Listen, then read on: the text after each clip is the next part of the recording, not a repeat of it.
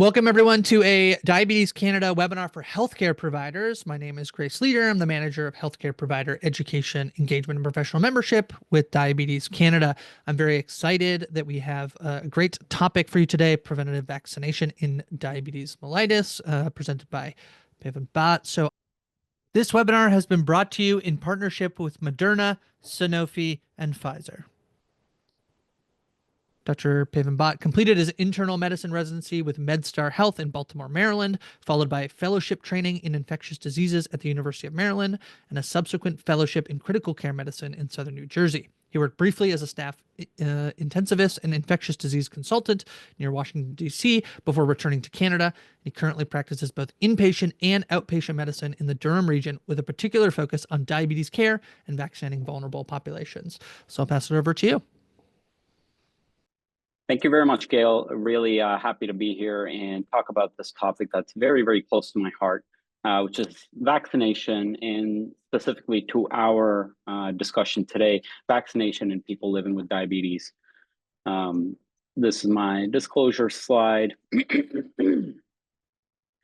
Now, I do just want to hit on a major thing about vaccinations is that for every dollar you invest in immunization, you tend to get close to $54 worth of benefit from it. So from a cost effectiveness point of view, just to put that out there at the outset, it's probably the best healthcare investment in terms of having furthered the lifespan and quality of life for humanity in the last 50, 100 years.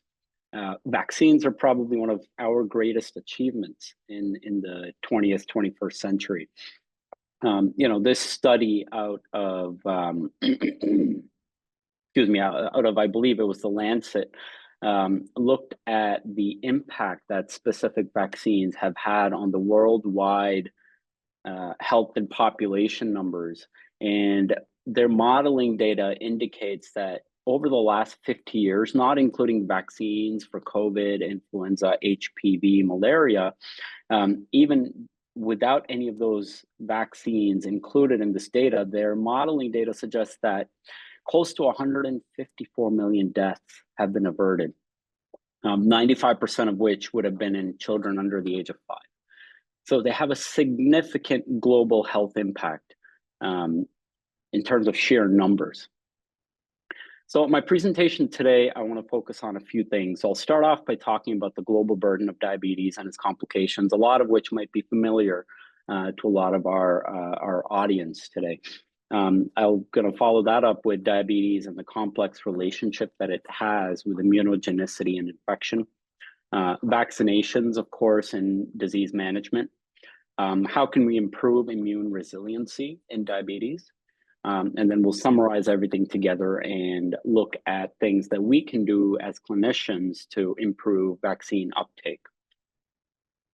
So starting with the global burden of diabetes, estimations put it somewhere between 1 in 12 people have had diabetes back in 2017. And this is predicted to increase to close to 10% by 2045. And globally, almost $1 trillion are spent on healthcare for people living with diabetes. And about almost close to 3% of global blindness can be attributed to diabetic retinopathy. It can lead to other metabolic complications, including neuropathy, nephropathy, cardiovascular events, foot ulcers and wounds, infections leading to multi-drug resistant organism propagation. So there's a huge impact of diabetes, not just on healthcare dollars, but also overall global health. In Canada, the percentage of Canadians living with diabetes back in 2008 was somewhere estimated to be around 8.1 million. And by 2028, that's expected to go just over 13 million Canadians who are either diagnosed with type 1 or type 2, or are undiagnosed or are pre-diabetic. And this is close to 32% of our population. And this leads to $39 billion in healthcare costs to Canadians on an annual basis. But not just at the population level, but at the individual level, most Canadians with diabetes pay more than 3% of their income or prescription medicines, devices, supplies out of their own pocket.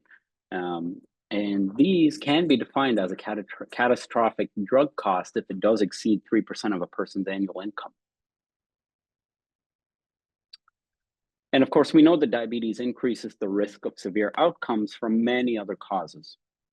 So this includes premature death due to various causes like vascular disease, cancers, degenerative disorders, pulmonary disease, self-harm related to burden from the disease itself, and of course, infectious diseases.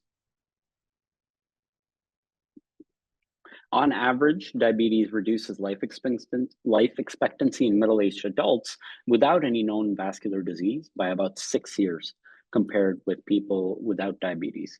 And for context, long-term cigarette smoking reduces life expectancy by about 10 years. So diabetes has a pretty complex relationship with the immune system and how people living with diabetes develop infections.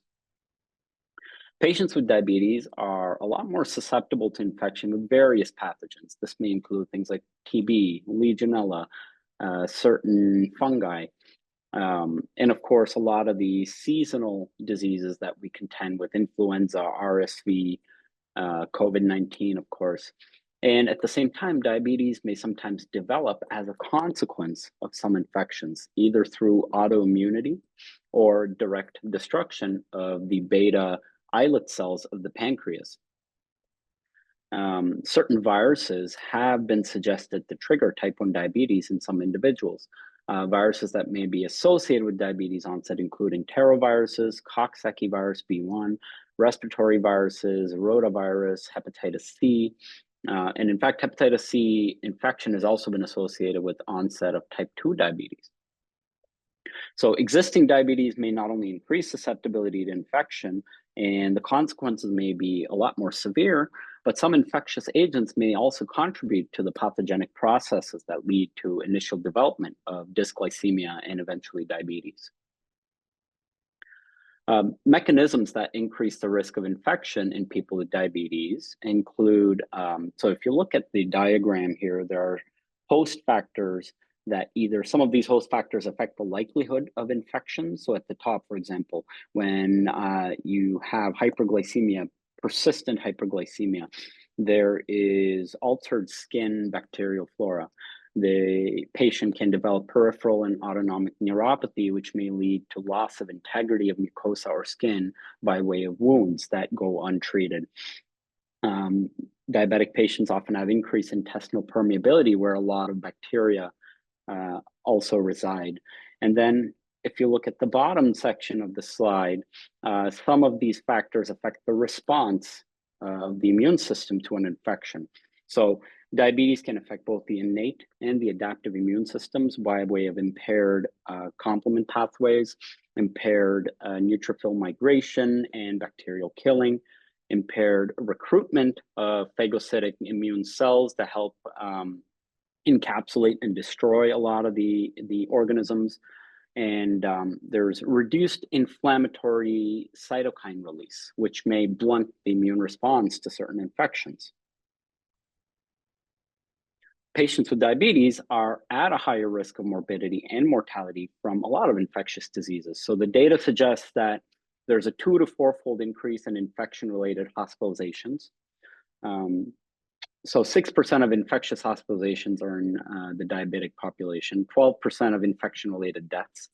There's a 1.5-fold increase risk of infection in outpatients, 2-fold higher rate of death from COVID-19, genitourinary tract infections, osteomyelitis, skin and soft tissue infections, lung infections and pneumonia, anywhere from 5 to 18 times higher incidence of hospitalization with influenza, 2 to 6 times higher incidence of hospitalization with respiratory syncytial virus or RSV, especially in adults over the age of 50.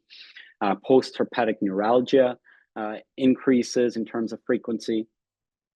And I mentioned TB a little bit earlier. There's a higher instance of infection and a higher rate of treatment failure in folks living with diabetes when it comes to TB infections.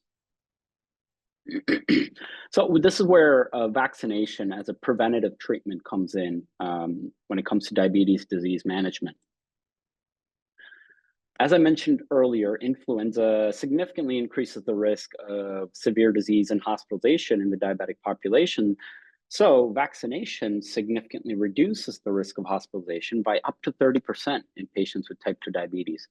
So this was a study out of England where among patients who were vaccinated, there was a significantly reduced hospitalization risk, like I said, about 30% due to stroke, 22% due to heart failure, 15% due to pneumonia or influenza, as well as 24% lower all-cause mortality in people who are vaccinated compared to those who are not vaccinated. This was a study that included 124,503 patients with diabetes.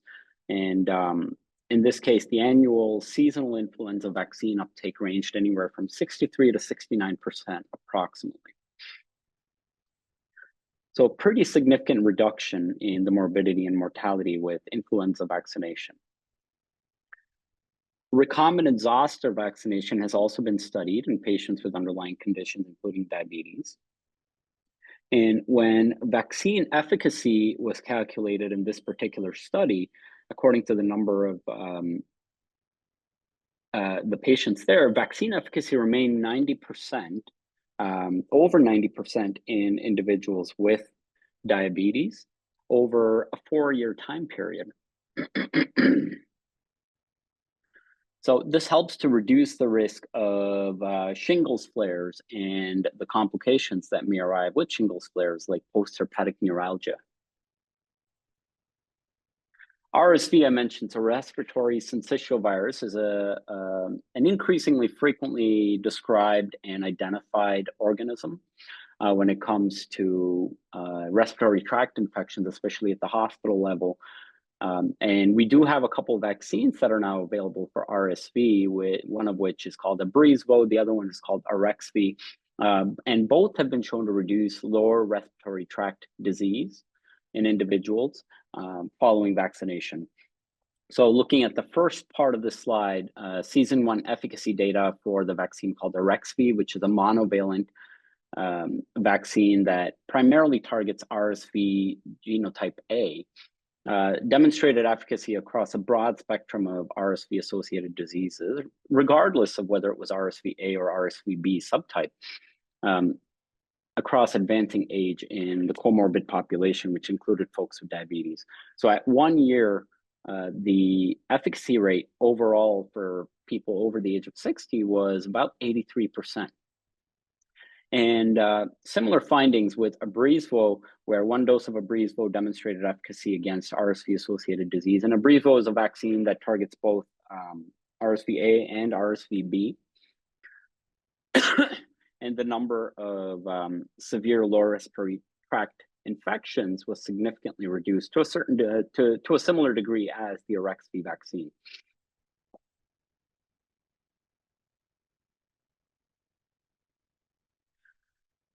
Pneumococcal disease has been a huge source of morbidity and mortality in chronic medical conditions. And trend in invasive pneumococcal disease among children and adults before and after the introduction of pneumococcal conjugate vaccines can be seen here, where if you go back way back to 2000, you can see the incidence per 100,000 population of invasive pneumococcal disease, which is defined as meningitis, pneumonia, endocarditis, bacteremia. And we can see that with the introduction of PCV7 in the US and eventually Canada in 2002, there's a pretty significant decline in the incidence of invasive pneumococcal disease. So, and then we have PCV13 that was introduced in 2010. And PCV13-based immunization programs have had a global impact on public health, having averted about 175 million episodes of all pneumococcal disease and approximately 624,000 deaths between 2010 and 2019. So it's been reported that pneumococcal disease-related mortality has declined by about 51% between 2000 and 2015. So how can we improve immune resiliency in diabetes? Currently, pertinent publicly funded vaccines by OHIP include the flu shot every year, COVID-19, the pneumococcal vaccine is also included. The recombinant zoster vaccines for shingles is indicated for those between the age of 65 and 70. So regardless of a patient's ability to afford some of these vaccines, OHIP does provide coverage for a lot of the ones that can cause morbidity and mortality in the diabetic populations. Now, where do we stand as a province in terms of vaccine coverage? Well, nationally, on a Canadian level, it remains a work in progress. Back in 2023, the coverage for COVID-19 vaccines was the highest at 89%, but we can see that the coverage for pneumococcal disease was somewhere around 39% for eligible adults. Influenza, only about 42% seasonal influenza. And in older adults in 2023, the vaccination rates, again, were subpar. We can see the shingles was only at around 39%, pneumococcal just over half eligible patients, influenza just under 3/4 of the eligible adult population actually received the vaccination. So we do have a bit of work to do in terms of providing the actual coverage and getting people vaccinated for those who are eligible or who might benefit from it. So to summarize, diabetes, as I mentioned, is a current and future leading cause of morbidity and mortality worldwide, and it increases the risk of serious complications from infectious diseases. Vaccination against some of these infectious diseases may reduce mortality, hospitalization, and other medical events in individuals with diabetes. So making vaccination part of routine diabetes disease management can help to improve protection for a lot of these vulnerable patients. So I just want to refer to, this is directly from Diabetes Canada. This was the immunization guide that was published just this year, back in April. And it does provide guidance on the recommended vaccinations and the ones that may be considered as both ongoing and on a once in a lifetime immunization series. And we can see a lot of them are OHIP covered. And we can see that there's COVID-19 flu shot, tetanus, diphtheria, pertussis, pneumococcal disease, herpes zoster, RSV, hepatitis B, a lot of the ones that we've already talked about today.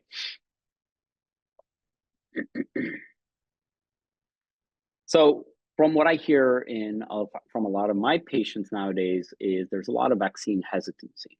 And there's several different reasons why this may be going on. One is the patient is overburdened. They tell me, I'm already managing so much. This is an additional invasive thing that I have to present to a clinic or a pharmacy for that I just can't do right now, or I don't have time for it. So the vaccination may feel like one more thing in an already heavy health routine. Some patients have safety concerns. They worry that the vaccines might cause side effects, or they might destabilize their sugars, or they might cause spikes in their sugars. Some people believe that they might be invulnerable to a certain degree or a low perceived risk. So some think I'm young and my diabetes is controlled, so I probably don't need the vaccination. There might be general mistrust of pharmaceutical companies, government recommendations, clinicians, or new vaccines that might not have had the same level of longevity and use as some other vaccines do. There may be competing priorities, so getting to appointments, the costs associated with some vaccines due to lack of insurance coverage, lack of easy access, all of these can lead to delays in vaccination. So what should we as a group of clinicians do to address the hesitancy and increase uptake in our patients? So we want to normalize and personalize the risk. So I typically tell my patients infections like flu or pneumonia can push blood sugar levels dangerously high. Vaccines help to lower the risk of ending up in the hospital as a result of this. It can make you really sick, where you might even end up needing prolonged hospitalization or worse, ICU stay. People with diabetes are 2 to 3 times more likely to be hospitalized with flu or pneumococcal vaccine infections compared to those without diabetes. So using concrete data may help in some patients. Safety reassurances. So we have to review with patients the overall general safety of vaccinations is very good. Studies show vaccines don't worsen blood sugar control or cause the disease. So a lot of people might have heard, oh, I got the flu shot, and then the flu shot gave me the flu. This is not true. Temporary changes are mild, so things like stress or fever, these are mild reactions that we expect following vaccinations, but they're a lot more mild compared to the destabilization in health from an actual infection. Vaccines are always tested in people with chronic conditions, not just healthy adults. We should be highlighting benefits beyond protection from just the specific disease. So there's fewer sick days, avoiding hospital visits, protecting other vulnerable family members. All of these things tend to resonate strongly with patients. Vaccines can help keep your diabetes in check by preventing the infections that make sugars spike. Leveraging trusted voices. Healthcare providers are the most trusted source for vaccine information. A strong, clear recommendation from a healthcare provider is consistently the most influential factor in vaccine acceptance. Meta-analytic evidence shows the largest effect size from strong recommendations from healthcare providers. The odds ratio of someone getting a vaccine with a healthcare provider consistently recommending it is somewhere around 3.4. So when you tell your patient, I strongly recommend you get your flu shot, that holds a lot of weight in the patient's mind and dramatically increases uptake. So making access easy to the vaccinations becomes important. Offering vaccines in diabetes clinics, pharmacies, or during routine lab visits, reducing the extra steps that the patient has to take improves adherence. Encouraging scheduling the vaccines alongside usual A1C checks or prescription refills or foot visits. Addressing myths directly. One myth I hear, I'm young, so I don't need it. Our response should be even younger adults with diabetes have higher risks of severe infection due to modulation of the immune response due to high sugars. Another myth that you hear might be the flu shot gives me the flu. The flu shot doesn't contain live virus. It cannot cause the flu. It may cause mild vaccination reactions that are temporary, but again, the disease itself is a lot worse than the mild reaction you may get from vaccination. So there are some practical strategies on improving uptake. Vaccination becoming a routine part of every diabetes visit. So screening for vaccines at each encounter, adding a vaccine status check to the EMR for flu, pneumococcal, COVID, shingles, hepatitis B, RSV, to your routine diabetes checklists, along with your usual blood pressure check, foot exam, and A1C would be useful. Having EMR prompts, bundling vaccinations with routine actions. For example, when ordering A1C, also check if vaccines are due. Empowering your care team around you makes a big difference. So making it a team initiative where diabetes educators, nurses, and pharmacists also have the capability to review vaccine records and administer shots directly if needed. Having standard protocols in clinic and vaccination pathways would be useful. And dietitians and educators can often raise the topic during lifestyle discussions as well. Again, leveraging those trusted voices that the patient often comes across makes a powerful impact in vaccine uptake. We should be trying to help optimize timing and convenience of administration of vaccination. So having same day availability of the vaccine, offering them today rather than next week prevents loss to follow-up. Synchronizing it with diabetes milestones, so linking your annual flu vaccines to yearly foot and eye exams or A1C reviews. Leveraging pharmacies, encourage patients to use community pharmacies, which are often open a lot longer on the weekends, on evenings, than some clinics might be, and integrate that into your care plan. And of course, engaging the patients proactively, having pre-visit planning, calling or messaging patients before flu season, at your next diabetes checkup where you're going to get your flu shot. Having visual cues in clinic or posters in diabetes clinics, I should say. Flu and pneumonia shots protect your blood sugar levels too.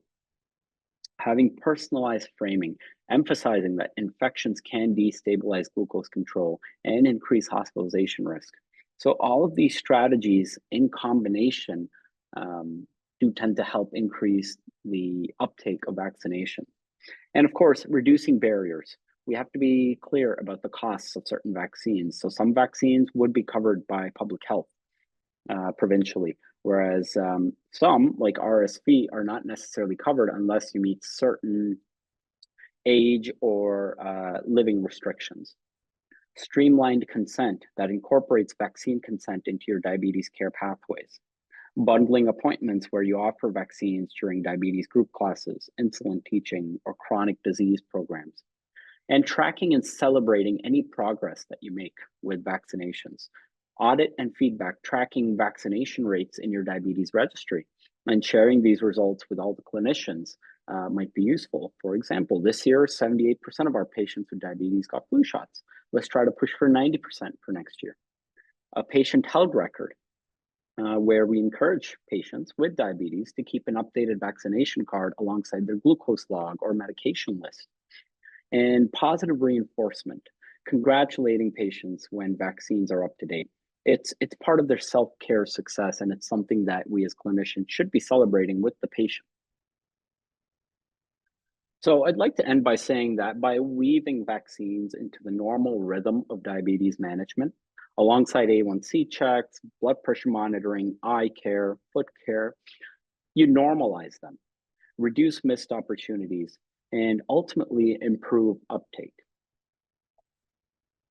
And again, I'd like to refer back to the Diabetes Canada website, particularly the immunization guideline that's been released, the most up-to-date guideline that's been released. I myself often refer to this very frequently, and it's a wonderful resource to have, not just electronically, but something to print out and keep in your clinic as well, or your diabetes education centers. This way, it helps clinicians it guides clinicians in determining which vaccinations the patients would most benefit from when it comes to living with diabetes. And with that, I'd like to thank Grace and Diabetes Canada for providing me with this opportunity to speak in this webinar. And I'll give it back to Grace. Thank you so much. That was a great presentation, very informative, and will certainly be of use for our healthcare providers. Thanks so much.